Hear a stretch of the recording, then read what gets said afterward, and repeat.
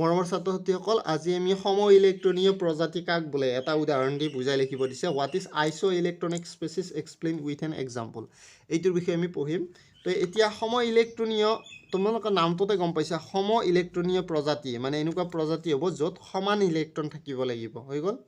তো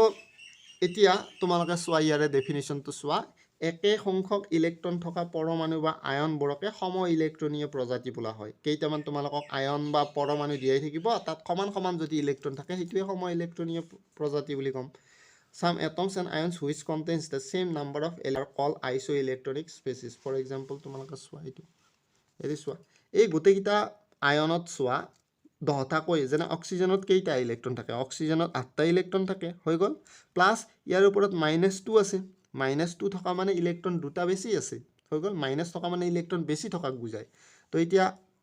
অক্সিজেনত 8টা ইলেক্ট্ৰন থাকে কিন্তু -2 মানে দুটা ইলেক্ট্ৰন এক্সট্ৰা কৈ আছে তো কিমান হৈ গ'ল 8 2 কিমান হৈ গ'ল 10টা ফ্লোৰিনত ইলেক্ট্ৰন থাকে কেইটা 9টা হয়নে নহয় আৰু মাইনাস মানে -1 তো ইয়াত এটা ইলেক্ট্ৰন বেছি আছে তো কিমান হ'ব 9 কে কিমান হ'ব 10টা সোডিয়ামত থাকে 11টা ইলেক্ট্ৰন হৈ গ'ল প্লাস মানে এটা ইলেক্ট্ৰন ওলাই গৈছে তো 11 ৰ পৰা 1 ওলাই গ'লে কিমান থাকিল 10টা আৰু মেগনেছিয়ামত থাকে 12টা ইলেক্ট্ৰন কিন্তু প্লাস মানে দুটা ইলেক্ট্ৰন ওলাই যোৱাক বুজায় তো দুটা ওলাই গ'ল তো কিমান থাকিল আলটিমেটলি 10টা তো এনেকৈ আমি গম পালো গোটেইকেইটা স্পেচিছতে কি আছে তোমাৰ 10টা কৈ ইলেক্ট্ৰন আছে তো এইকেইটা হ'ব আইসো ইলেক্ট্ৰনিক স্পেচিছ